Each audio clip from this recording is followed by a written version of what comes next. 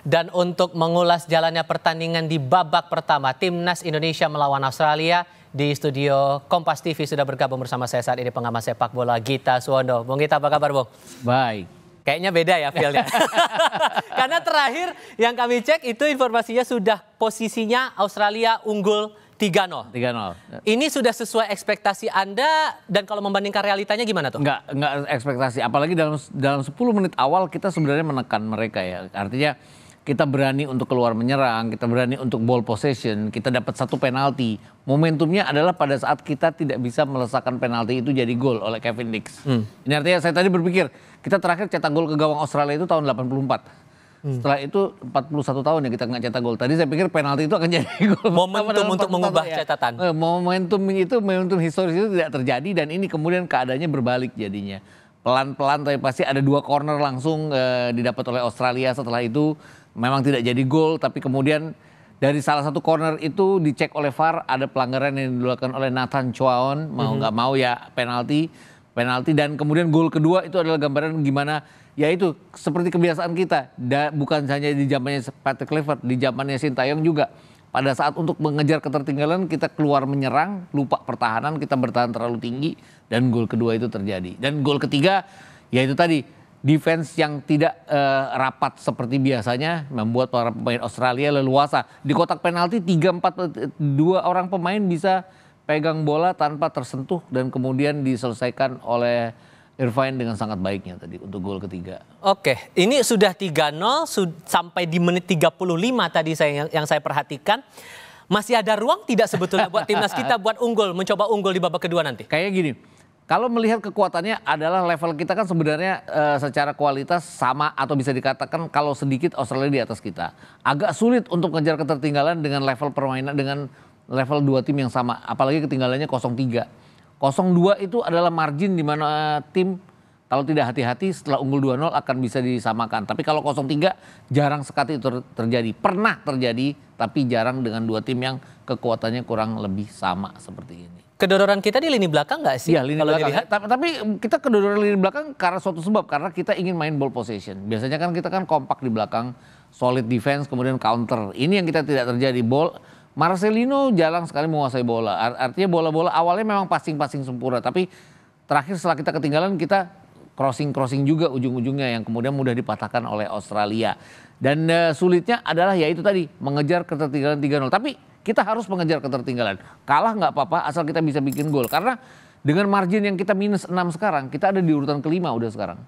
Artinya Bahrain yang belum main pun naik ke urutan ke-3, kemudian Arab Saudi naik ke urutan ke-3, Bahrain naik ke urutan ke-4. Kita hanya ada di atas China yang golnya minus 10 kalau nggak salah. Kita sekarang sudah minus 6 dengan poin yang sama 6. Dan ini kita harus bikin gol, setidaknya 2 gol atau 1 gol untuk membuat margin kita tetap bisa bersaing dengan lawan-lawannya. Karena besar kemungkinan ya siapa yang lolos ke putaran ke-4 ya, kalau kita kalah ini kan lupakanlah untuk lolos langsung ke Piala Dunia. Tapi lolos ke putaran ke-4 kan masih ada, dan itu dengan margin gol yang harus bersaing dengan lawan-lawan lainnya. Artinya kita harus bikin gol untuk mengejar ketertinggalan margin gol itu tadi. Karena mungkin sebagian dari penonton kita juga berekspektasi dengan banyak pemain naturalisasi kita kan posisinya bisa lebih unggul begitu. Betul. Dengan membaca gol pertama di menit ke-17, gol kedua malah terjadi kurang 2 menit sebelum itu. Ada apa ini? Sebenarnya sederhana. Kita dapat penalti, kita tidak bisa manfaatkan. 10 menit kita bermain baik, terutama di sayap kiri. Dean James bagus tadi. Kemudian dari umpannya tadi datanglah pelanggaran untuk Rafael Struijk, sehingga kita dapat penalti. Penalti nggak masuk, momentumnya hilang. Kemudian kita kemasukan penalti dari sesuatu yang dicek oleh VAR. Itu kan apa ya, seperti ada drop dari para pemain. Kemudian gol kedua cepat sekali. Kita ingin mengejar ketertinggalan, ya kita dipatahkan dengan serangan mereka yang itu kan tadi counter mereka sebenarnya yang luput dari jangkauan kita karena kita bertahan terlalu tinggi. Miss Hilgers maupun Jay Isis bertahan terlalu tinggi. Ini resiko dengan main dengan 2 center back. Kalau main dengan 3 center back kan mau tidak mau ada center back ketiga yang akan ada di belakang untuk menangkis serangan itu. Melihat momentum yang seperti ini, ditambah lagi kalau kita ingat lagi di beberapa hari sebelumnya kan melihat timnas Australia, di netizennya Australia pun masih berkomentar kok pengganti 8 pemainnya malah seperti ini begitu. Betul. Dengan fenomena yang kita lihat sekarang dengan penampilan yang ada di babak pertama ini kan akhirnya jadi bertolak belakang begitu dengan ekspektasi. Dan ini golnya dicetak oleh 3 pemain, tidak 1 pemain. Dan 3 pemain ini 2 diantaranya adalah pemain pengganti. Jadi ini kecuali Irvine tadi ya, yang pemain inti mereka. Jadi ini gambarnya ya teledor di kita sebenarnya ya. Karena selama 10 menit toh kita bisa menguasai jalannya pertandingan. Tadi bisa mengimbangi, artinya serangan silih berganti, lapangan tengah kita juga beberapa kali memenangkan duel di lapangan tengah. Tapi setelah gol momentum yang kita tidak dapat tadi ya kita agak berantakan jadi di belakang. Masalah strategi ada yang salah di sini? Enggak, awalnya sih nggak salah ya. Tapi sekarang benar-benar harus ganti strategi ya artinya. Mau tidak mau harus berusaha cetak gol lah seenggak-enggaknya. Sambil berpikir ke depannya gimana lawan Bahrain nanti.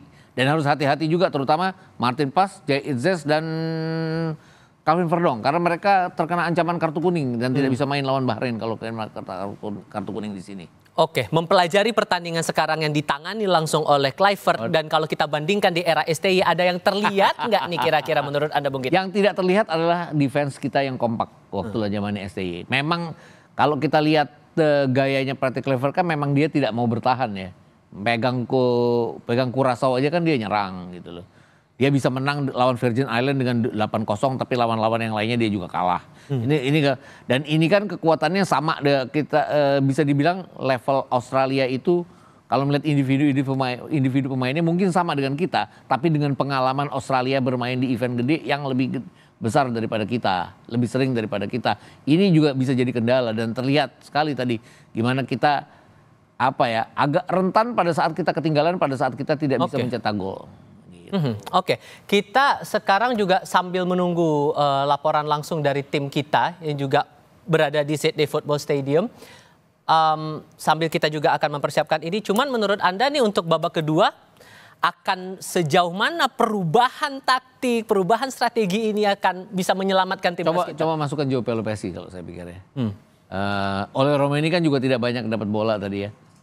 Pasti akan tetap dipertahankan, tapi mau tidak mau ya coba Septian Satria Bagaskara mau nggak mau, karena dia pemain pengganti, dia sudah cetak 7 gol 1 assist, 6 gol diantaranya datang pada saat dia jadi pemain pengganti. Ya layak dicoba lah mau nggak mau, udah nothing tulus lagi ya 0-3 ini. Jangan tambah kemasukan tapi harus berusaha untuk memperkecil ketinggalan, karena margin perbedaan gol itu yang akan menjadi penentu siapa yang lolos ke putaran keempat. Ini udah sulit untuk masuk ke putaran untuk langsung lolos ke Piala Dunia. Karena Australia sudah 10 poin kalau mereka menang sekarang ya. Walaupun ini baru babak pertama, belum berakhir. Tapi ketinggalan 3 gol rasa-rasanya ya terlalu aja Australia kalau sampai sampai harus samain. Tapi nanti kita akan coba diskusikan lagi lebih lanjut. Sekarang saya mau ajak Anda untuk bergabung saudara ke Sydney Football Stadium. Dan di sana sudah ada Nero Leo, perwakilan Garuda Indonesia Football Fans yang ikut nonton langsung di sana. Bung Nero, terdengarkah suara Tifal di sini? Ya, terdengar Bang Tifal. Apa kabar semuanya teman-teman yang ada di Indonesia? Tolong ceritakan kepada kami yang ada di Jakarta ini suasananya setelah melihat pertandingan babak pertama di sana. Cerita lebih banyak dari sana, Bung. Aduh, luar biasa, ini sangat penggemar timnas Indonesia yang masuk ke stadion ini, lebih dari 5.000 penonton yang tergabung dalam Garuda Australia maupun fans timnas yang langsung datang dari Jakarta. Begitu gol Kevin Dix gagal menyentuh tiang gawang, kekecewaan terlihat dari seluruh penggemar timnas. Lalu kemudian terjadi gol pertama, gol kedua, dan bahkan gol ketiga yang sama sekali di luar daripada prediksi para penggemar timnas yang menyaksikan langsung pertandingan pada malam hari ini. Tentu sangat lemas di kiri kanan saya maupun di bagian belakang, sangat kelihatan bahwa mereka begitu kecewa melihat pertandingan babak pertama ini berlangsung, yang mana Indonesia dengan formasi 3-4-1-2 yang diterapkan Coach Patrick ini sepertinya belum mampu menjawab harapan daripada penggemar timnas Indonesia. Unek-unek dari para penonton yang ada di sana, terutama pendukung timnas, apa-apa saja suara mereka, Bung? Aduh, ini luar biasa. Ini mereka sangat kecewa, tentu sedih di babak pertama dengan rentan waktu yang tidak terlalu lama. Bisa terjadi 3 gol yang sepertinya gol itu bukan gol-gol yang susah ya, selain penalti tadi. Karena itu akibat ada kesalahan persepsi di bawah tadi, sehingga terjadi gol yang kedua. Nah, ini mereka sama sekali kecewa, sedih, bahkan ada beberapa dari mereka yang menangis setelah menyaksikan 3 gol tersarang di gawang Indonesia pada babak pertama ini. Mudah-mudahan kita bisa membuktikan Coach Patrick dapat meramu dengan waktu 15 menit ini untuk kemudian bisa menjawab apa yang menjadi harapan seluruh masyarakat Indonesia, khususnya yang berada di stadion. Lebih dari 5.000 penggemar timnas Indonesia yang memadati stadion ini. Melihat pertandingan di babak pertama, masih ada babak kedua, sebesar apa ekspektasi supporter kita di sana, Bung? Tadi kami sempat ngobrol sebentar untuk babak kedua, mereka walaupun ekspektasi ada, mungkin tertinggi ekspektasi kita sekarang adalah bisa imbang dengan merebut tetap 1 poin. Tapi setidaknya jika itu tidak terjadi, minimal kita tidak tertinggal jauh. Ada cetakan gol dari para pemain yang luar biasa hebat sebenarnya yang mengisi lini depan pemain timnas Indonesia, karena nama-nama beken memang sudah main pada kesempatan hari ini. Misalkan Romeni, Gin, kemudian ada Stride, 3 pemain depan ini luar biasa sebenarnya, kolaborasi yang baik sebenarnya. Cuma memang kesempatan dan momentum ini masih kita tunggu. Semoga di sisa 45 menit babak kedua nanti mereka bisa menyusun strategi yang lebih tajam, dan harapan teman-teman di sini serang saja, menyerang, karena apapun ini sudah 3-0. Harapan mereka minimal ada gol, 1 atau 2 gol bisa tersarang di Allianz Sydney Stadium ini. Minimal ada gol untuk yang babak berikutnya, sehingga bisa dipastikan bahwa penonton kita, para pendukung timnas Indonesia di sana masih tetap bertahan di kursinya masing-masing.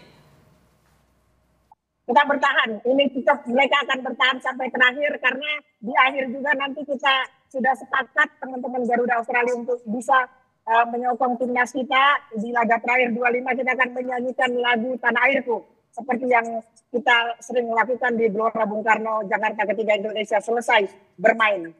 Nah, mereka sedih sekali, Mas. Jujur ini kita benar-benar shock, nggak menyangka 3 gol bisa tersarang dengan cukup atau relatif mudah ke gawang timnas Indonesia.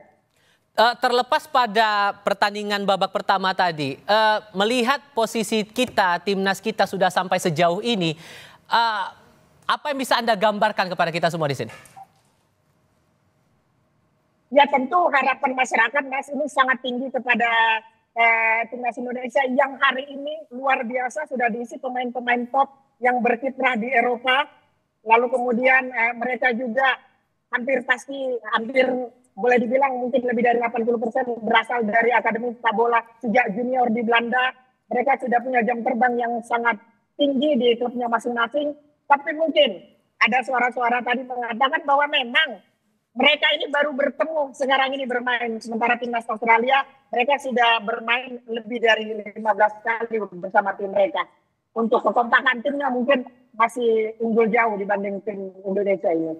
Oke, Bung Nero dari Sydney Football Stadium, saya masih bersama dengan Bung Gita Suwondo di sini. Bung Gita, akhirnya kan banyak pandangan melihatnya begini, dengan masa latihan yang terbilang pendek, kita bertanding di kandang orang, begitu kan, kita tandang ke sana, waktunya mepet. Apakah ini yang menjadi faktor sampai akhirnya hasilnya seperti itu? Enggak juga sih sebenarnya, enggak harus juga ya, karena FIFA Match Day kan selalu dengan jarak-jarak pendek. Australia pun mengalami hal yang sama, jarak pendek. Mungkin kalau Jepang, Australia, Bahrain, China, kemudian Saudi Arabia, itu pelatihnya sudah pelatih lama. Artinya mereka sudah memegang pertandingan yang keberapa kalinya. Ini kan Patrick Kluivert baru, mungkin kendalanya di situ. Sehingga waktu yang mepet itu tidak bisa dimaksimalkan dengan baik. Tapi kalau melihat 10 menit pertama kita nggak kalah dalam permainan, seharusnya ya itu tadi, momentumnya adalah kita kehilangan momentum, tidak bisa mencetak gol itu. Itu yang saya pikir menjadi kendala, dan itu nggak bisa menyalahkan pelatih ya sebenarnya ya. Karena kemudian setelah kita ketinggalan, kita berupaya untuk menyamakan kedudukan, kita terlalu terburu-buru, defense kita high defense, ya mau nggak mau ya jadi kita dihukum oleh lawan. Faktor luck, menurut Anda nggak? Nggak juga, lebih karena ini ya, kita berusaha untuk mengejar ketertinggalan, kita lupa pertahanan kita. Itu aja, gol kedua dan ketiga kan isinya kayak gitu. Kalau membandingkan performa dari Australia yang saat Anda terakhir kali melihat dan yang hari ini, ada yang berbeda signifikan tidak yang perlu dicermati untuk babak kedua nanti? Pertandingan terakhir mereka melawan Bahrain, mereka kerepotan lawan Bahrain. Kenapa? Karena Bahrain bermain dengan pola bertahan mereka. Ini yang kita tidak lakukan.